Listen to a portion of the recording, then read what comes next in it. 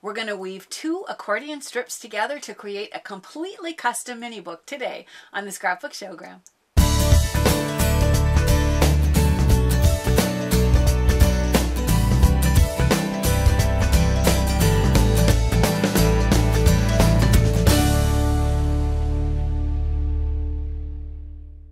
Hi, I'm Sandi Genovese and welcome to the Scrapbook Showgram. Well, here is the little mini book that we're going to make today, and it may look a little ordinary until you see what happens when I open it up. Yowza! A double accordion, and it looks really confusing. You're going to be amazed. It is not that difficult to do. So get out your pencils so that you can mark down these dimensions. And I'll move this out of the way, and I'll start with a piece of paper that is not actually the one that we're going to fold for the real one, because this one I've got the dimensions marked and it will make it easy for me to give you all of the dimensions for where all the folds and all the cuts are going to be.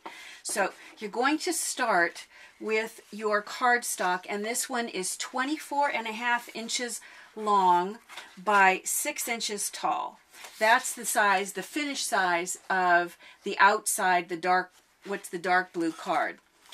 What you're going to do first, and what I did that I think makes it a little bit easier, is you're going to take a different color paper and cut it so that you have a strip that's 16 inches long by 3 inches wide, and you're going to place it right in the middle of that larger sheet that we started with. Now, just to make it easier for you, let me give you the dimensions. The middle of the top and the bottom, it's 1.5 inches from the bottom and 1.5 inches from the top is going to be the midsection where you're going to want to place this horizontally. For the vertical, you're going to come in 4 1/4 inches from each end, and that's going to give you the placement of where to put this 16 by 3 inch strip. And then trace around it so that you have that pencil line, and then we're going to go back and mark where the cover's going to be and all of the interior pleats. So just go ahead and we're not going to cut that out yet. At this point, we're going to leave it there. You're going to come in from the first end 3.5 inches and put your first score mark. And if you want to, you can come in from the second end and come in 3.5 inches and do another score. And then the interior pleats, all of them are simply 1 3/4 inches. So you'll have the first score mark, come 1 3/4 inches and score again, and then 1 3/4 inches and score again, and you just keep going. Let me see how many, including the score marks that are the first ones for the covers.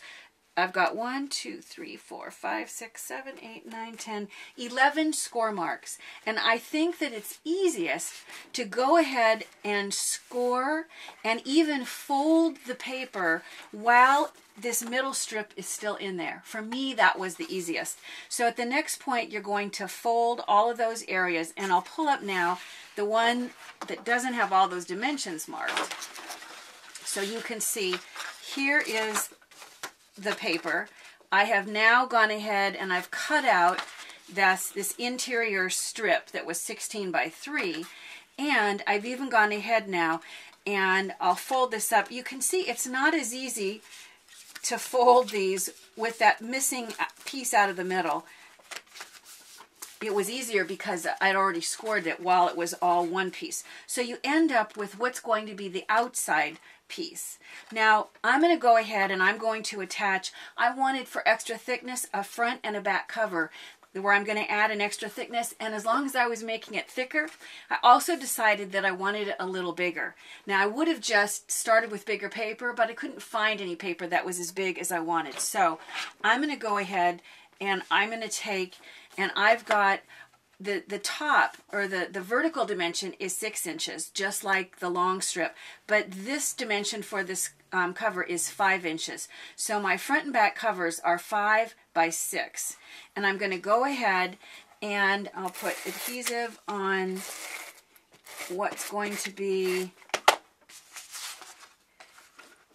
the front cover, and see if I can line this up.